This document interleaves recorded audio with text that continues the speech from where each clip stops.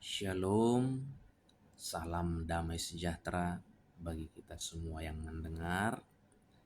Salam kenal, saya anggota awam dari Gereja Masehi Advent hari ke-7. Saya bukan pendeta, saya hari-harinya sebagai akuntan, kerjanya buat laporan keuangan. Tapi saya rindu membagikan pengharapan Advent melalui media sosial. Karena saya sangat yakin tidak lama lagi Tuhan kita Yesus Kristus akan segera datang sesuai dengan janjinya. Dan dari arti nama Advent sendiri adalah orang-orang yang menanti kedatangan Yesus yang kedua kali. Jadi saya rindu melalui channel YouTube saya akan menanggapi, meluruskan kesalahan mengenai iman Advent dan juga tentunya sharing pengharapan mengenai kedatangan Yesus yang kedua kali. Ya, video-video pendek setiap hari saya rencanakan membagikan ya video-video pendek setiap hari sampai Yesus datang, mulai hari ini. Tanggal berapa sekarang? Tanggal 1, tanggal 2 Januari 2025. Ini channel pertama saya dan mungkin akan berhenti sampai Yesus datang atau sampai tidak ada lagi kesempatan. Sampai semua jalan, semua pintu tertutup untuk menginjil, barulah video ini akan berhenti. Jadi saya akan menanggapi ya di video pertama saya ini singkat-singkat aja menanggapi kesalahpahaman atau kekeliruan yang disampaikan oleh ada seseorang yang bernama Elia Miron. Saya akan menanggapi video Bapak tersebut. Ya, berikut cuplikan videonya. Si paling merasa sok-sok hari ke-7, tapi munafik sekali. Ya, mereka merasa bahwa kami ini beribadah pada hari Sabtu, kami paling benar, kami paling benar. Kamu pun munafik. Kamu hari Sabtu itu sama sekali nggak boleh melakukan apapun. Tapi kamu hari Sabtu pergi jalan-jalan kemanapun, kamu pun munafik. Oke, dari cuplikan video tadi, kawan kita Elia Miron menyebutkan pertama Advent itu sok-sok hari ke-7, munafik, hari Sabtu tidak boleh melakukan apapun, tetapi kamu jalan-jalan. Oke, halo kawanku Miron, saya luruskannya dan juga supaya teman-teman yang mendengar video ini bisa paham juga. Pertama, orang Advent tidak sok-sok hari ke-7. Tapi memang betul kita beribadah pada hari ke-7, tapi bukan karena sok-sokan, tapi karena ini adalah perintah Tuhan Yesus ya. Kita mengikuti teladan Tuhan Yesus. Tuhan Yesus setiap hari Sabat beribadah pada hari Sabat. Itu di Lukas 4 ayat 16. Lalu kawan kita ini juga bilang kalau orang Advent itu munafik. Munafik itu kalau saya cek artinya di kamus, munafik itu kan pura-pura percaya, tapi sebenarnya di hatinya tidak percaya. Jadi dia pura-pura percaya, tapi tidak percaya. Orang Advent gak seperti itu, kawan. Orang Advent itu percaya sepenuhnya dengan segenap hatinya bahwa Yesus Kristus adalah Tuhan dan Juru Selamat dan hukum-hukumnya itu kekal. Tidak pernah berubah. sama seperti Tuhan tidak pernah berubah, demikian juga perkataannya tidak berubah-ubah. Itulah yang dipercaya oleh orang Advent. Jadi tolonglah jangan dibilang munafik ya. Lalu kamu juga mengatakan Sabtu tidak boleh melakukan apapun, tapi kamu jalan-jalan. Ya, Advent bukan Yahudi. Kita orang Advent bukan orang Yahudi. Orang Advent ya dari arti nama saja, Advent adalah orang yang menanti kedatangan Yesus yang kedua kali, pengikut Tuhan Yesus. Jadi orang Advent beribadah pada hari Sabat seperti yang Tuhan Yesus lakukan. Sabat itu untuk bahagia, untuk mengingat Tuhan, bahwa Tuhanlah pencipta kita, bahwa kita adalah ciptaan. Jadi tidak kaku. Ya, kita juga hari Sabat kadang-kadang ibadahnya di alam, nggak harus di gereja. Hari Sabat juga bisa mengunjungi orang sakit seperti Tuhan Yesus. Hari Sabat bisa berbuat baik. Hari Sabat itu gak kaku lah seperti yang dalam pemikiran oleh saudara Elia Miron ya, gak seperti itu, tapi seperti apa yang Tuhan Yesus lakukan, hari untuk dinikmati. Oke, kita dengarkan lagi cuplikan video kawan kita ini. Kalau kamu memang lebih setia kepada hukum Taurat dan hukumnya Yesus, kenapa kamu tidak melakukan korban? Kenapa kamu tidak melakukan korban bakaran, korban ukub, dan lain-lain? Ya. Jadi jangan main-main dengan kekristenan. Ya. Oke, kawan kita Miron menyebut jangan merasa benar dengan Sabtu-Sabtumu itu.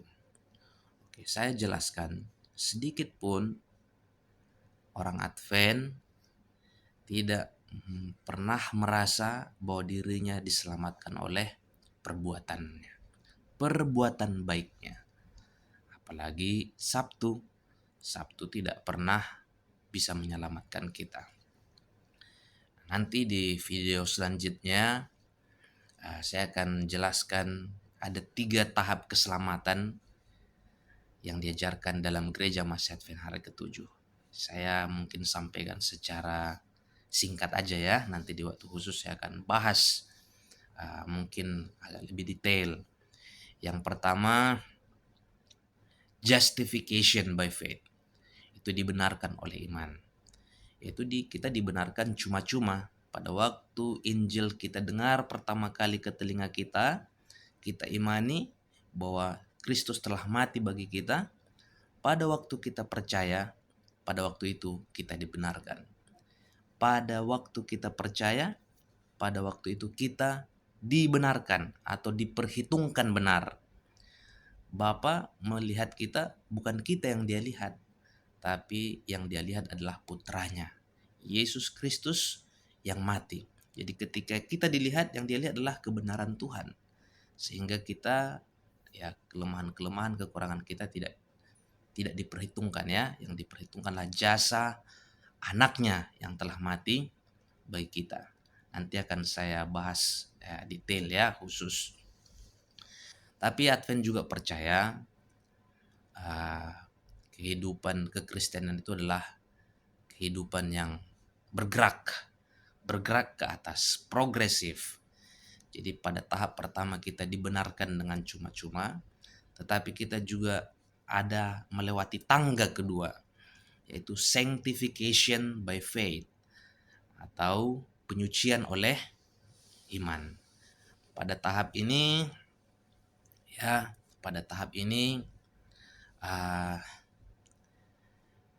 semua orang yang dari bibirnya mengaku bahwa Yesus Kristus adalah Tuhan dan Juru Selamat harus juga menunjukkan sikap sebagai anak-anak Tuhan, yaitu tidak sama dengan dunia ini.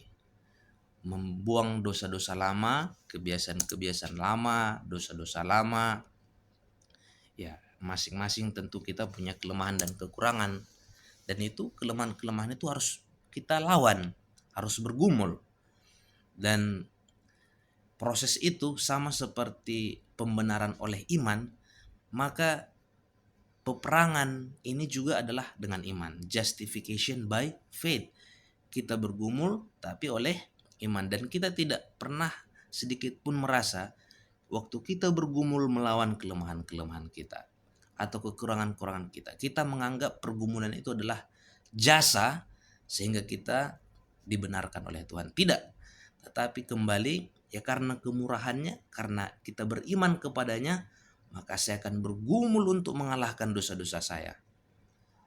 Karena kita menghargai Tuhan yang sudah terlebih dahulu mengasihi kita. Jadi penurutan kepada firman Tuhan adalah bukti kasih kita kepadanya. Namanya adalah proses penyucian ya. Justification by faith. Dan penyucian itu di dunia ini. Karena kita tidak percaya penyucian itu setelah mati atau setelah di surga. Di surga itu bukan tempat orang-orang bergumul dengan dosa-dosanya. Tapi di dunia inilah kita bergumul dengan dosa-dosa dan kelemahan kita. Oke. Lalu kawan kita Elia Miron juga mengatakan, kenapa kamu tidak melakukan korban bakaran dan lain-lain? Ya nggak perlulah, ngapain juga bakar-bakar itu lagi. Kita kan bukan orang Yahudi. Korban itu kan lambang dari pengorbanan Tuhan ya. Karena Yohanes 1:29, korban itu yang sesungguhnya adalah Tuhan Yesus ya. Kita percaya kepada Tuhan Yesus, yaitulah korban agung kita. Korban yang telah disembelih di atas mezbah pembakaran, yang asapnya menyenangkan hati Bapa, yang kematiannya menyucikan kita, membenarkan kita. Ya, kita melalui pengorbanan Tuhan, ya kita didamaikan kembali dengan Bapa. Bapa semesta alam adalah Bapa kita karena anaknya. Jadi tidak perlu lagi korban-korban. Oke. Dan kawan kita Miron juga mengatakan jangan main-main dengan kekristenan. Advent itu orang sungguh-sungguh loh. Orang yang paling sungguh-sungguh dengan imannya. Jadi orang Advent bukan orang bermain-main ya. Orang Advent adalah orang yang sangat sungguh-sungguh dengan imannya. Dan waktu akan mengujinya. Ya. Time will tell. Oke, kita dengarkan lagi cuplikan video. Kalau kamu nyaman dengan itu ya sudah lakukan saja. Tapi jangan kamu paksakan kehendakmu. Ini kalimat terakhir ini bagus ya. Dan ini ya beginilah seharusnya. Kalau nyaman, lakukan dan jangan paksakan kehendakmu. Ya memang betul, orang Advent yang sangat nyaman melakukannya ya. Kita sangat senang menuruti firman Tuhan. Kita juga menyampaikan kepada orang lain itu dengan senang, dengan nyaman. Tapi kita ya di luar dari rasa nyaman itu, kita melakukan kehendak Tuhan bukan sekedar karena kita nyaman, senang, tapi karena itu adalah perintah Tuhan. Ya, kadang-kadang ada juga sih memang merasa tidak nyaman karena perintah Tuhan tuh sering juga menegur. Tapi perasaan harus dikalahkan oleh firman Tuhan. Firman Tuhan harus di atas, dia yang menjadi standar segala ukuran, dan perasaan kita itu harus nomor 2. Tapi secara umum firman Tuhan itu menyenangkan. Dan pada akhirnya ketika kita paham maksud Tuhan, maka apa yang dulu kita rasa tidak menyenangkan, tidak nyaman, ya Tuhan akan ubah alamiah kita sesuai dengan kehendaknya. Dan ini kalimat terakhir, ini kalimat mantap dari saudara Miron, jangan paksakan kehendakmu. Amin. Advent bukan orang suka memaksa ya. Dan kita sangat menentang pemaksaan, karena pemaksaan itu bukan perintah Tuhan. Tuhan sendiri pun tidak senang ibadah yang terpaksa. Ya, Tuhan mau kita menyembah Dia dengan kehendak bebas. Ya, Tuhan telah memberikan kepada kita satu kemauan. Ya, kemauan itu bukan keinginan ya. Kemauan yang melaluinya kita bisa memilih untuk melawan, kita bisa memilih untuk menurut, kita bisa memilih untuk tidak melakukan apa-apa. Nah, melalui kehendak itu, melalui kehendak itu kita menurut untuk melakukan kehendak Tuhan, dan Tuhan tidak berkenan dengan penurutan yang terpaksa. Sedangkan Tuhan saja tidak berkenan dengan penurutan dengan terpaksa, apalagi lah orang Advent, apalah hak kami memaksa. Jadi ya janganlah katakan seperti itu kawanku ya. Kalau pernah ada orang Advent yang memaksa saudara, ya orang Advent itu yang salah. Tapi saya percaya itu pun nggak pernah ada itu.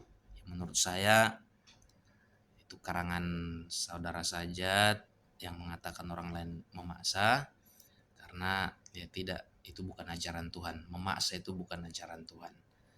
Yang Tuhan kehendaki adalah penurutan yang sukarela. Oke, mungkin ini dulu video pertama saya. Ini video pertama saya, dan saya mau berkomitmen setiap hari menerbitkan satu video. Ya, karena Tuhan tidak lama lagi akan datang, saya akan terus berbicara setiap hari dengan topik-topik yang baru tentunya ya, yang berhubungan dengan kepercayaan orang-orang Advent, dan juga menanggapi dan meluruskan